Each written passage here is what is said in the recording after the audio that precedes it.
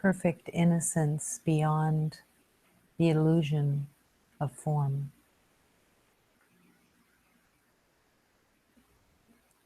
Perfect harmony that has no opposite.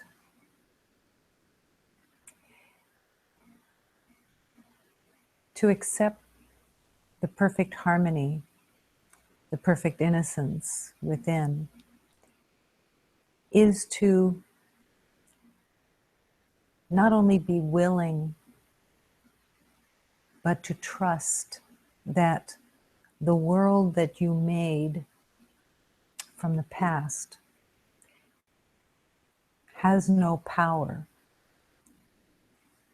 except through separation.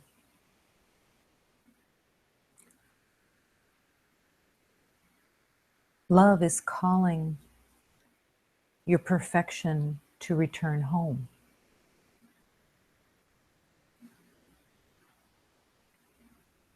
It is actually impossible to accept the perfection of your divinity without living it. Once you come close to accepting that you are innocent and that harmony is your natural state, once you open to that truth, the world begins to actually start disintegrating, because the world that you saw was a temporary identity aligned from the past.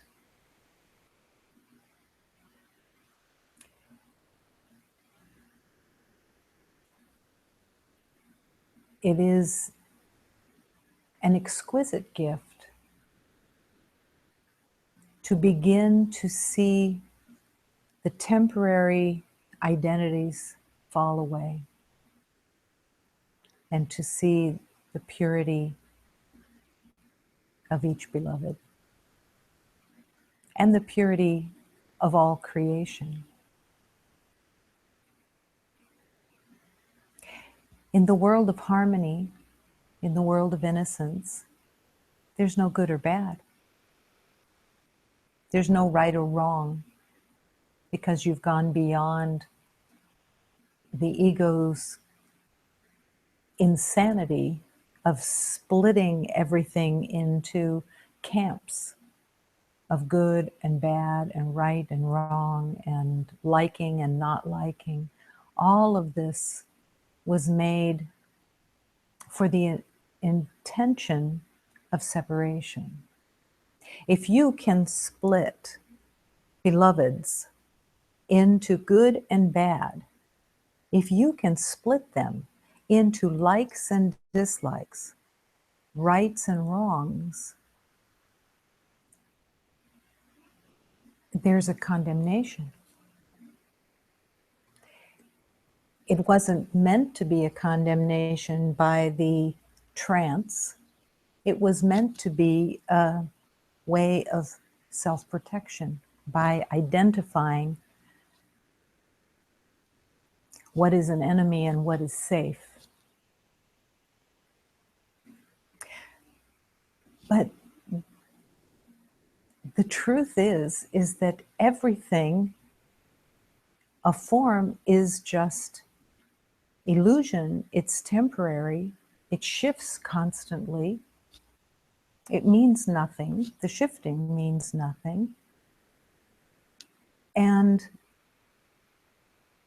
with that shifting, you are never available to see the divinity within everything, the light. And that is where love calls. Come and allow your heart to see. Allow the mind to be cleared of all of its opinions, all of its strategies, and come into the quiet, come into the harmony rhythm that is always present. This is where love calls every beloved to the innocence and the harmony that is true.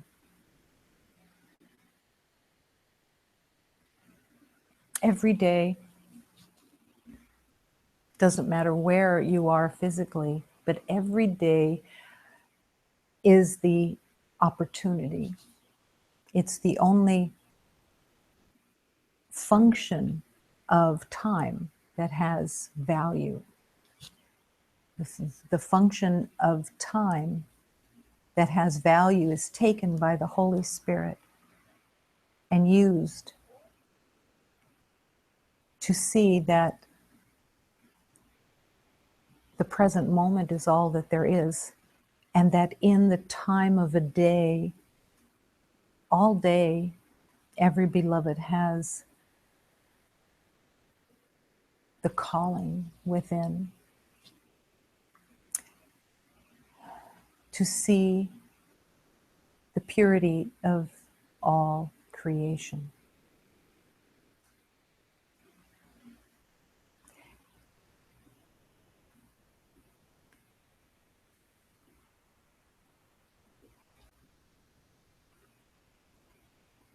The entanglement from the past is such that the ego convinces that the entanglement from the past is stronger, is more real, is more embedded. And in that convincing, that's how it is seen. To a certain extent, the entanglement of the past says you must carry these roles and these beliefs forever. You must carry these beliefs, these identities, these rights and wrongs and goods and bads, and all of the stories are, the ego is intensely convincing that this is your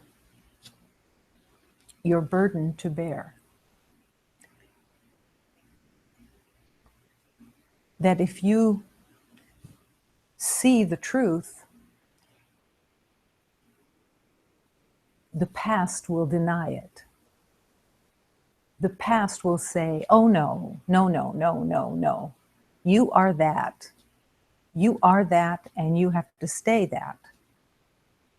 If you want to get along in this world, you have to be that has been assigned to you. You have to play your role. If you don't, you'll be rejected.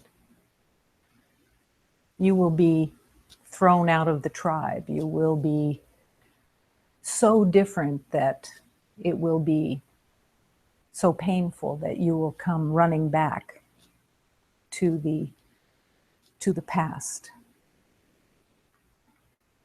And this is why the Holy Spirit and all the divine beings of love are constantly calling to every beloved to be present.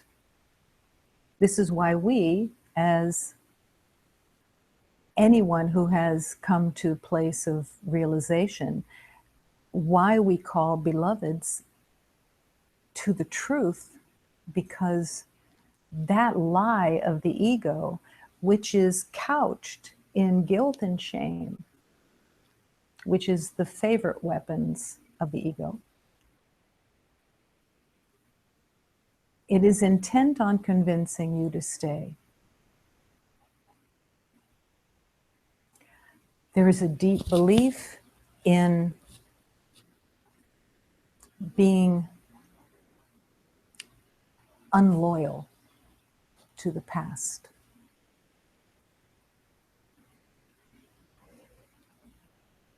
And yet, all of those beloveds and all of the creation from the past that is seen through the lens of the past, all of it is waiting for beloveds to take that leap of faith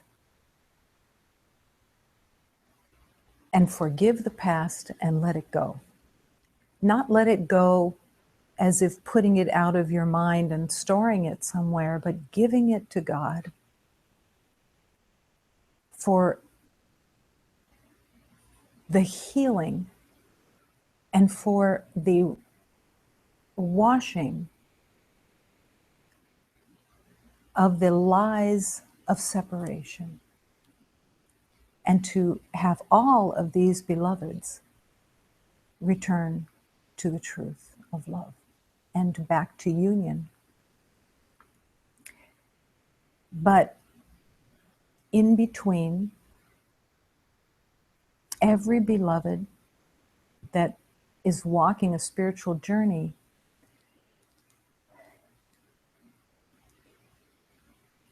has a decision that comes of surrender and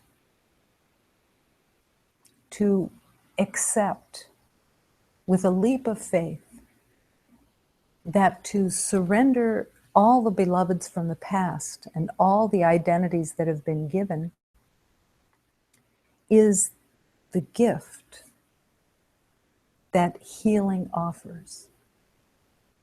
It is not a sacrifice. It is not a rejection of anyone or anything. It is completely the opposite. It is the true love. It is the only way to actually serve all of these beloveds who have walked in the past. All the stories, all of the relationships, all of the roles have been put together in the name of separation. Because no one is actually together within that form, within that world. Only in the spirit melting does union manifest. The ego would convince as deeply as possible that to surrender the relationships of the past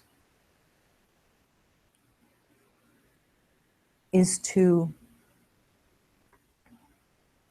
reject the beloveds from the past. But it's actually upside down. We reject the beloveds of the past by holding them in the same roles that we've always held. And those roles, by definition, say we are separate. We are not one. We are different. I will accept your role. I will accept your differences. I will accept that you're different than me and we have differences. But in the truth of love, there are no differences. It means nothing. And this is the journey home. Even including that all of nature, all of creation, as you surrender the differences, you can merge with all life. And you will merge because you are merged with one life. Everything is yours. Everything is you. Are you a flower in the garden? Yes. Yes. Is every beloved the same flower in the garden? Yes. Whether they're aware or not, it is your awareness that has the power to transform. And it is God's power that is activated within you through your willingness to receive the truth. That activated power can heal all the relationships from the past, all of them.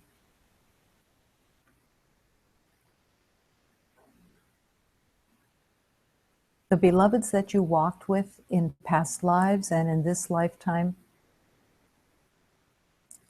maybe not even one has heard the call to truth, but you are the saving grace. Every beloved is the saving grace that has recognized and has accepted that love is the truth, that only love is real.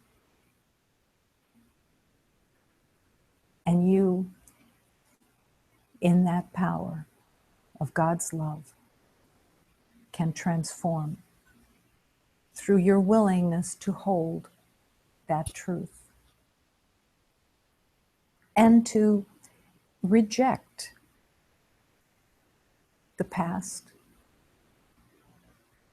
not because it's evil, not because it's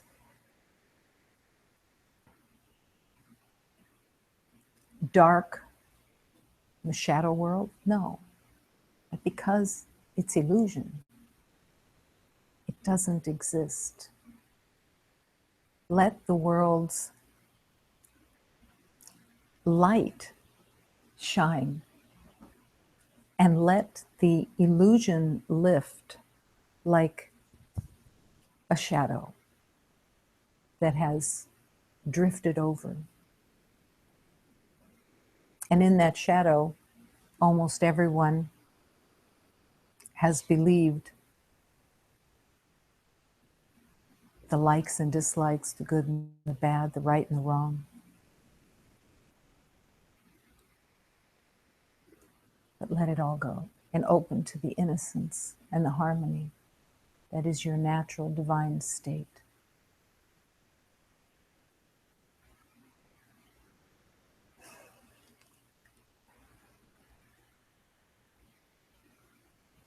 When you enter into that divine state of harmony and innocence, what occurs through your willingness is that the light shines so brightly within that it begins to reject the old patterns from within. You begin to question, who am I if I'm not this? What am I? And where is the love? And you will find that the love begins within. But you bring that love, the purity of love, the truth of love.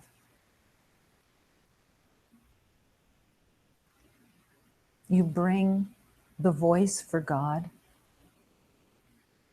to every situation.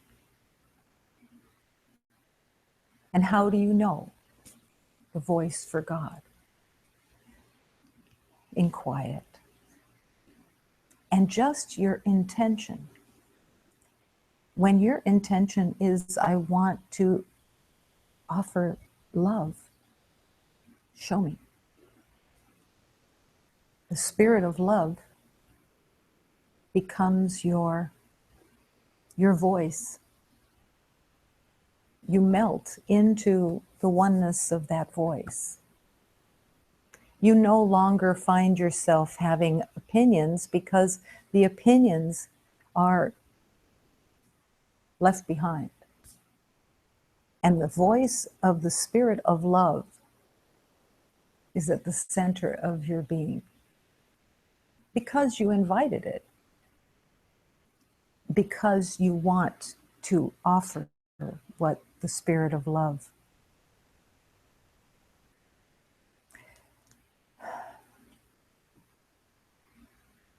Every day, a blessing of transformation.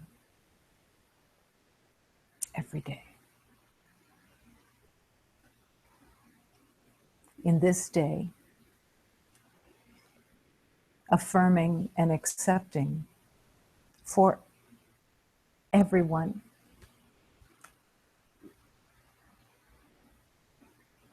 there is only one life force here, one energy field. It is the life force of God. And in that life force of God, we live and move and breathe in that innocence, in that purity, in that truth.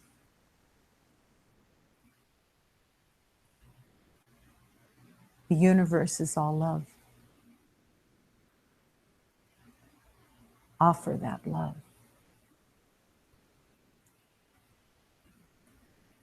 Offer that love with quiet kindness, with gentle honesty, with your heart open and no opinions that can find their way.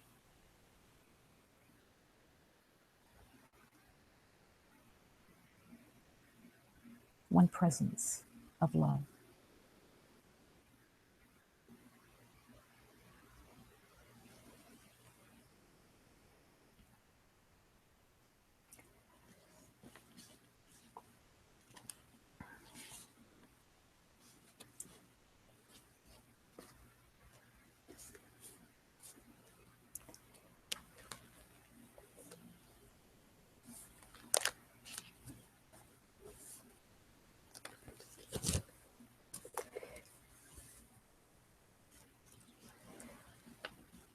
This hymn is about returning to the source of love, and letting that be again at the center of everything.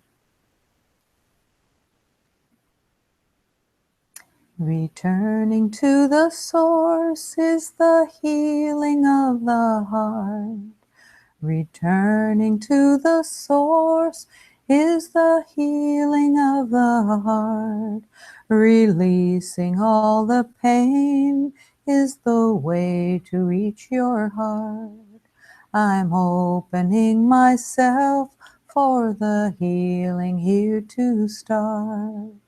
Returning to the source is the way to find your home. The way is bright and clear if you trust you're not alone. Releasing all the past is the way to find your star. It will guide you, it will lead you to the source of all you are. Releasing all the past is the way to find your star, because the star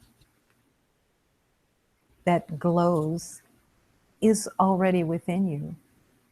And as you release the past, as you release the lies of the past, the light gets brighter and brighter within. The light has not been bright, but because the light has been camouflaged with knowing and opinions and rights and wrongs and belief in time and everything else that is not the truth of every beloved. Releasing all the pain I'm opening myself for the healing. That is the power of your choice. That is always there. And the beauty of that choice is the power that you carry. It's always there.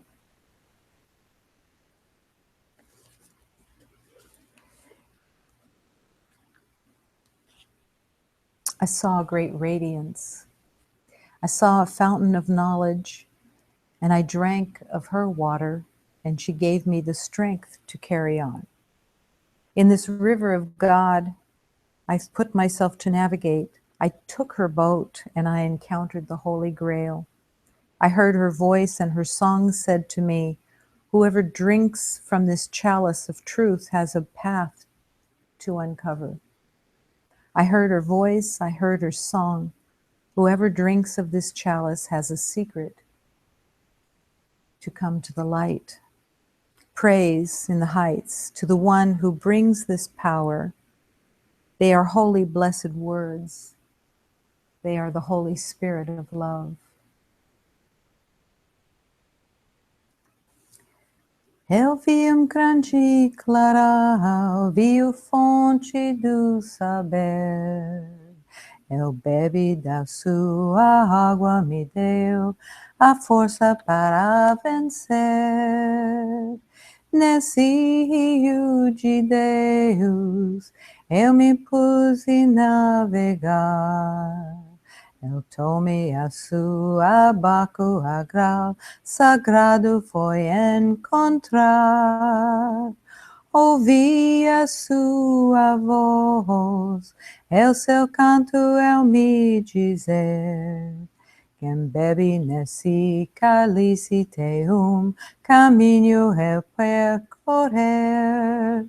Ouvi a sua voz, eu ouvi a seu cantar.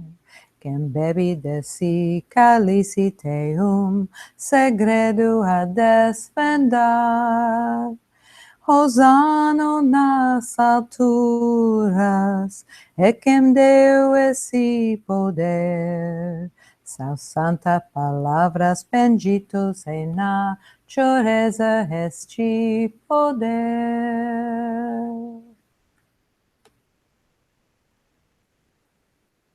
I drank of her water.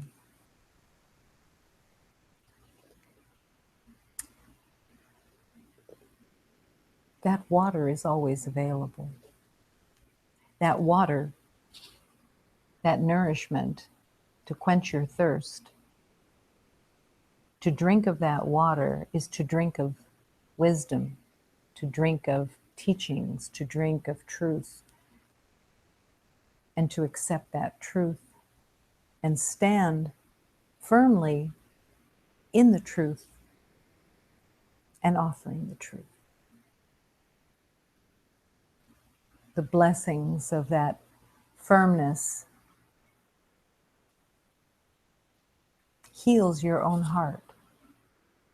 Whenever we stand in firmness of truth, of love, we receive healing. It's more than likely why when you first begin to stand in the truth or learn to stand in the truth, it feels foreign, it feels somewhat fearful. At least fear can come up, say, what am I doing? But love keeps calling, saying, join in love and offer love to every beloved. It's what your gift is. It's what the power of your journey really is. Whoever drinks from this water has a path to uncover.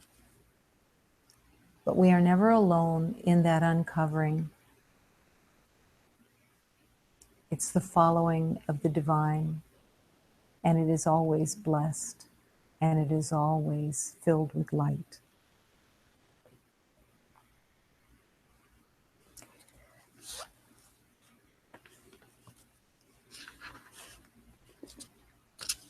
what the prom queen gets.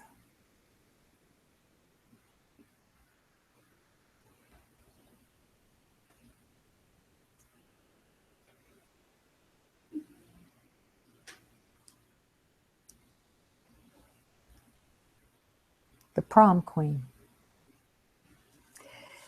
Time, an enemy not easy to slay. It can tear the wing apart, sever it. With such an unclean cut, one can bleed for days. An hour is a clever hallucination. A year, more so. A lifetime, the grand hoax. The way sound and light travel, the way all come from a source that has never moved. At the height of the action of longing, or in the perfect resistance to all the forces of morals, everything can stop when time is released. That is where you want to be, where the clock's tyranny has lost its influence. One always gets a big fat prize for that. For any clarity, overall functional, useful deductions, the door prize is heaven wraps itself in a box and places itself at your feet. With such a prize, try to imagine what the prom queen gets.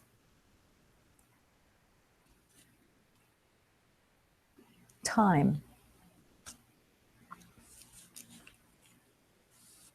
The ego has been so clever with time that it has turned time purposefully into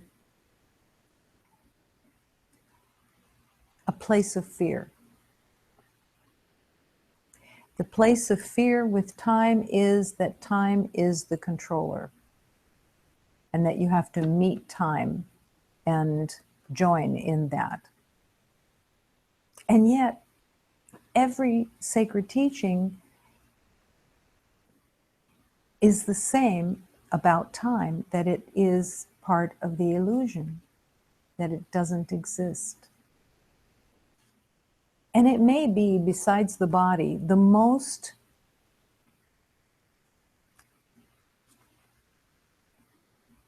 anchored of the illusions.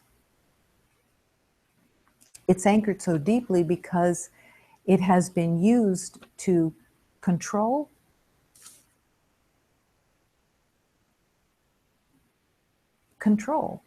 that covers everything. It has been used to control.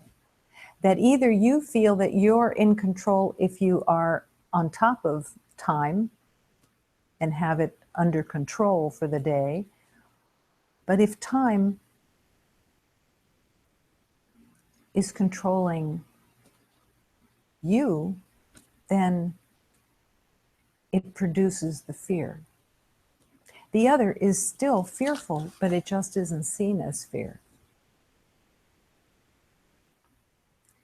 So when God calls for time as an enemy to be let go, and to realize that an hour is a clever hallucination, clever, and a year even more so, and a lifetime the grand hoax. It means that you are ageless, you are not a body, because the body is completely geared to time, because you watch it age, and it believes in that identity. But as you let go of all of that time has held, you can be present. You can't be present and be the slave to time. So you're either going to be always in the past and the future because time is how it's held, or you can let go of time and be present. Just for a moment, recognize that when you are in the belief of time, you cannot actually enter into being present. You always in time are in the past or thinking about the future. Something, maybe it's 10 minutes from now, but it's not here. And to be here and to rest here in God, everything else disappears. It's just this moment. We only have this moment. This is where love is. This is where you exist in this moment. And time is not the taskmaster. I remember when I was called to, in time, not answer the phone just because it was ringing. Now you'd think, well, this doesn't really have to do with time, but it does. Because when that phone was ringing, it felt like if I don't answer it, things are going to fall apart. I have to answer that because it's ringing now, and it means I have to answer it. And I could hear the Holy Spirit saying, who says? Why do you have to answer the phone? This moment is just here. It has nothing to do with the phone. You're not a slave to the phone. You don't have to answer the phone. Just be here in the presence of love and rest. And everything that was going on in the mind was, what if they don't call me back? Already in the future. Already having expectations of something being wrong because I wasn't answering the phone. But all of that was part of a letting go and the realization that God was my authority, not the telephone, not time, not who was calling. All the fear came up about the phone, about the connections. And it wasn't about being sacrificed or losing connection. It was about opening to the true connection of love. That everything was here in this moment.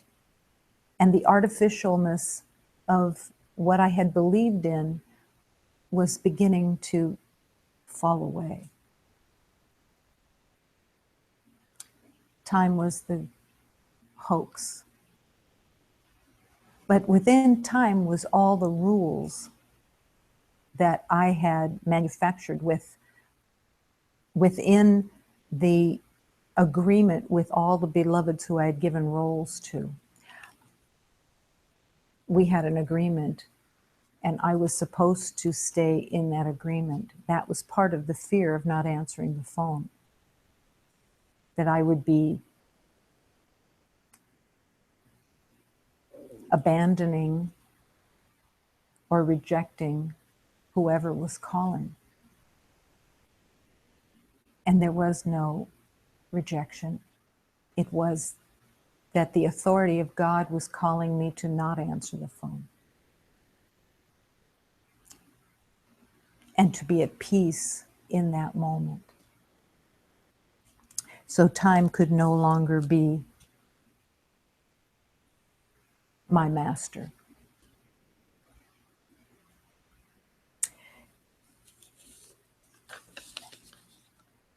Time is an enemy not easy to slay because everyone is in agreement with it.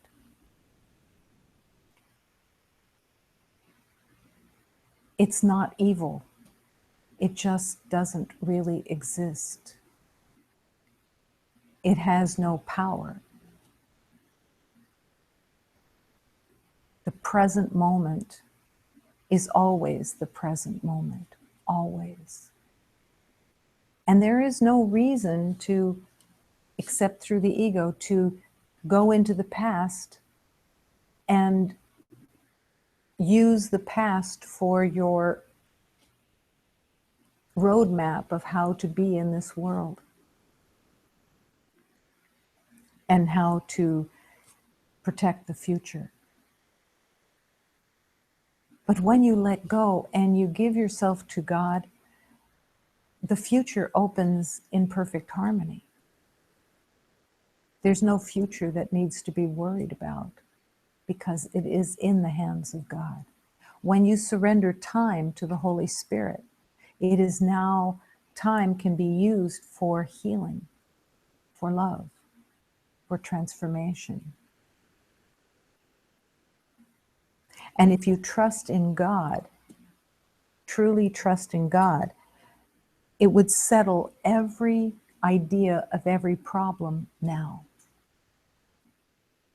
Because there's nothing that can harm you.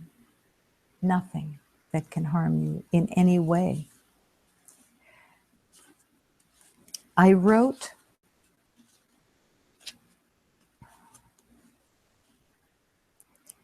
and felt called to open the door of true empathy. True empathy is something that is very misunderstood.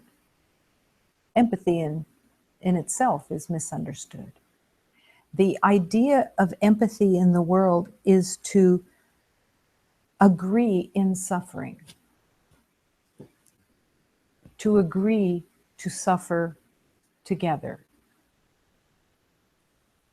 It usually comes through guilt and shame because that's the ego's domain. And within the world, empathy has been used by the ego as a connection. It's actually what is formulated by the ego to represent connection. So what is it to empathize within the world? It's always, I understand your pain. I agree with your pain. And I'll hold you in that pain. To join in suffering. It is always used to form a special relationship, which may be just for a few moments. But that special relationship says we're together in our agreement of pain. To empathize with anyone, it can be about anything. Let's say a beloved says, I was overlooked for a promotion. How do you serve that beloved? The ego's empathy would be, oh, how awful. I know just how it feels. I got turned down for a promotion. Immediately, you're suffering together. You're in agreement. But there's no love. There's no love being offered. And the Holy Spirit is holding this from, if you can join with the Holy Spirit, then you can bring love and compassion to every beloved and never join in the empathy of suffering. Because you don't want to, because you're not serving them. You're not offering them some light of truth. Spirit does not and cannot join in pain. So if someone says, I'm in pain, you want to have compassion. And yet you want to serve them by uplifting them into a deeper awareness of truth. That compassion says, I'm with you. I'm holding you in the strength of love. You may not say these words. It may not be that these words are vocal, but they're in your heart, that you're holding them. They may not even be aware, but you're holding them in the truth of their divinity. You see their struggles. You even remember the struggles for yourself. And there's such a temptation to bring your struggles to meet theirs.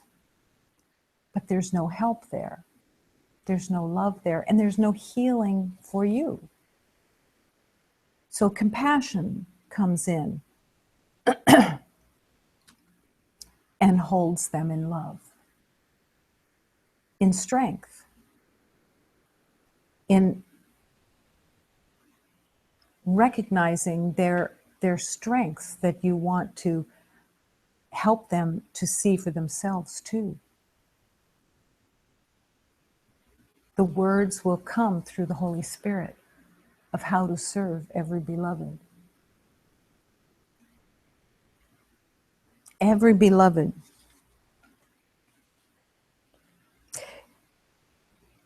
The ego tries to accomplish delusional attempts to enter and lighten by talking about other pains that are like what they are suffering, thinking that that will lighten their load.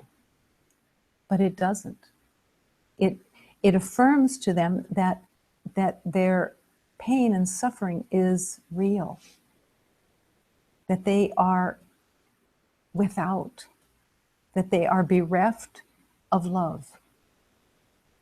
None of that is true. They are the light of God.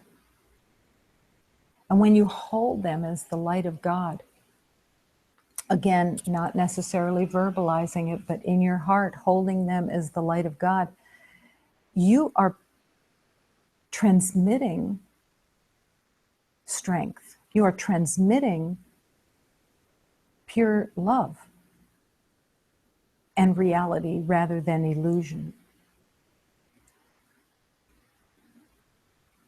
What if you were in a situation where it was a bunch of beloveds and every single one of them was in an empathy battle? Who had the greatest pain and suffering? Because this happens sometimes with a group of beloveds, that it can become a contest to who suffers the most. Not consciously. And at the same time, you're being called to hold them all in the true compassion that this is not the truth of any of them. That they are not their bodies, that they are not limited, that they are the light of God, and that this belief of being this role and this body will disappear, and that you're bringing that truth and that power to all of those beloveds. Now, there's a great temptation within that as these beloveds are all sharing the pain and suffering, there's enough pain and suffering from your past that wants to join and give that also. But imagine if you would either not speak of it and just hold the truth, or you would speak of it and then in a quiet moment say, I'm so glad I was mistaken. I'm so glad that this is not the truth, because all of these beloveds do not deserve, or this is not the truth of them. And to hold that truth is to offer the greatest gift: freedom, strength. And your own heart in this decision to serve love, your own heart is filled with gratitude and compassion, and can extend itself so much more easily than in the past, because you're aware of the truth. There is no situation where the compassion and true empathy will not serve healing. It has to serve healing. It's bringing light and love instead of more of the same within time. Let's say someone says to you, I can't move like I could 10 years ago.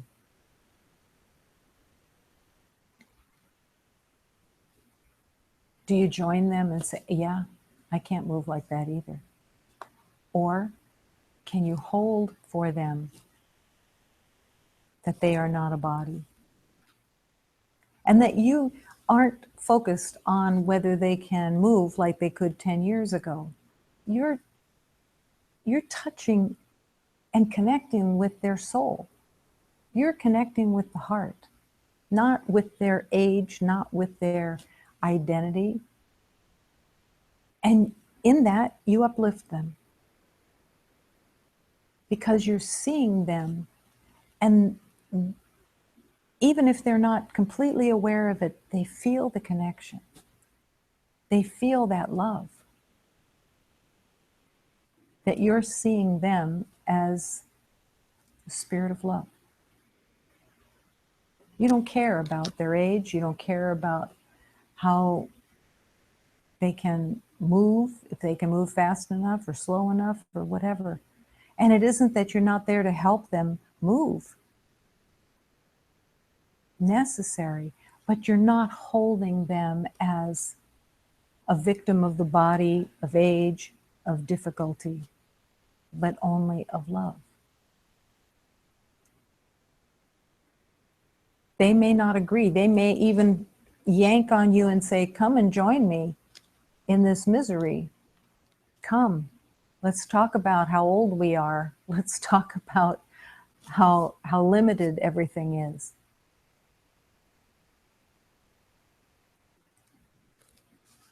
And you do join them.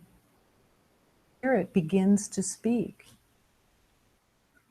And the words aren't what they would have been in the past. And the intention isn't of the past. The intention is, you're perfect right now. You are perfect. You are not an identity. You are the light of God.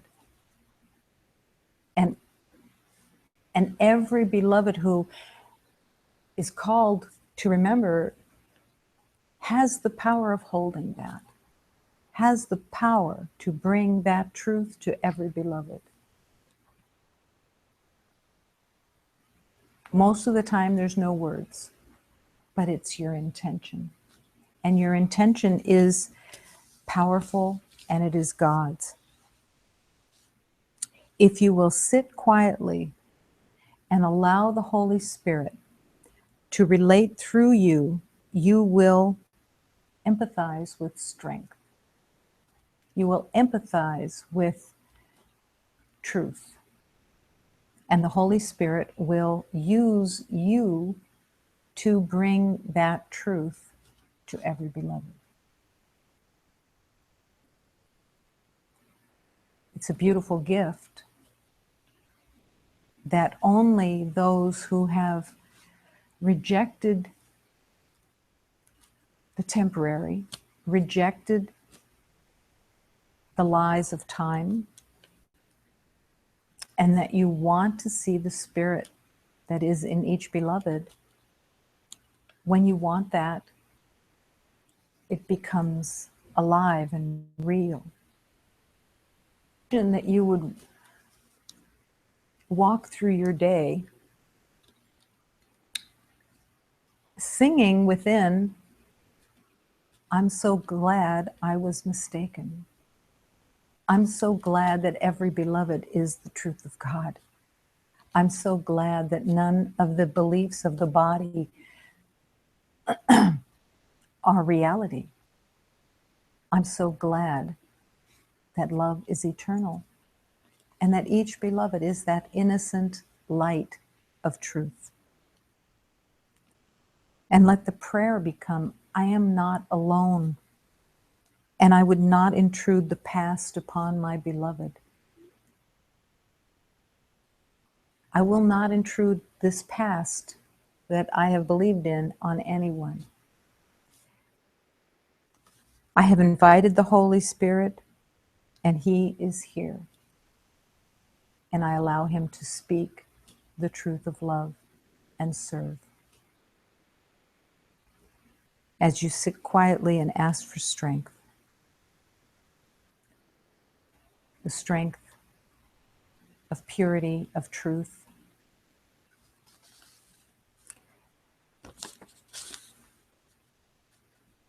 I had a teaching within this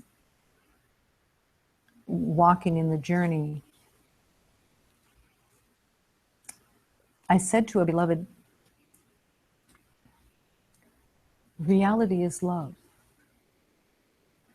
And this beloved said, no, reality is pain and suffering. Reality is my life sucks. That's my reality. I wasn't there to debate. And I sat and just held that this pain that this beloved was holding on to, this was not the truth. And I held that strength with the Holy Spirit. It certainly wasn't an argument. It wasn't a debate, and it wasn't, I'm right, you're wrong. It was a quiet, gentle, heart compassion that held the truth for this beloved, even as they were adamant that the pain and suffering was what was real.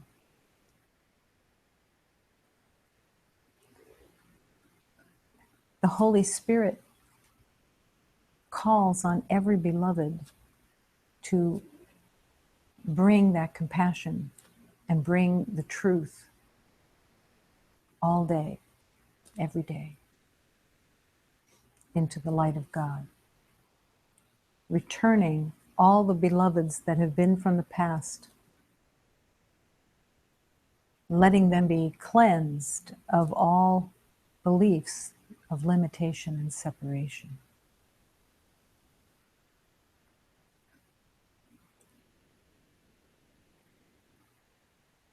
And truly, if someone asked you,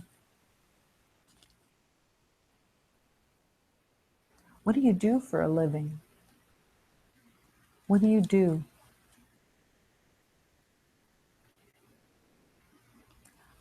I'm a bringer of compassion. I'm a bringer of truth.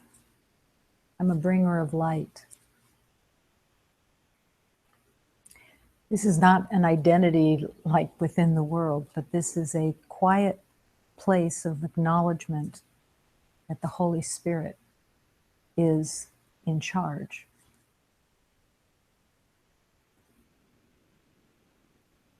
And that you want that light to bless every beloved that you've ever known.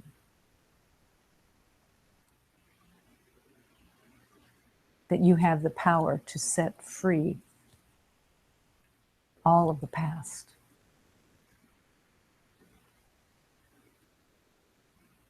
Holding it in compassion as it disappears. And as all the roles fall away,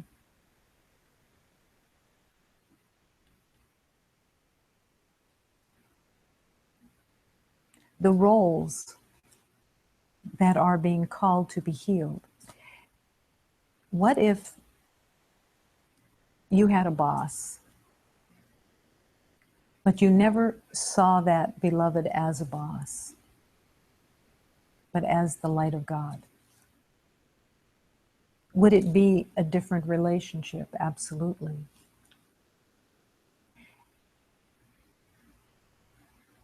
If you saw the beloveds from the past, beloveds you went to school with,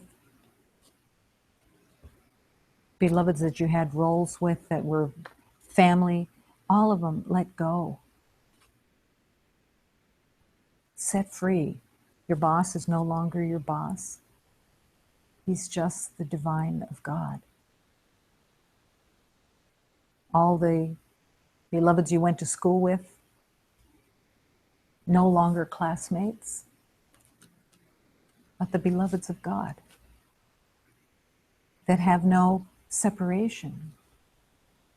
And you bring that. You have that power to serve those beloveds, all beloveds. And you join in the union of love.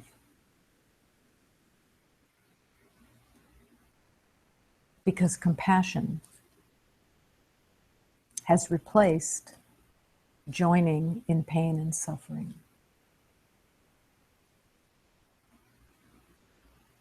And love has revealed itself through compassion.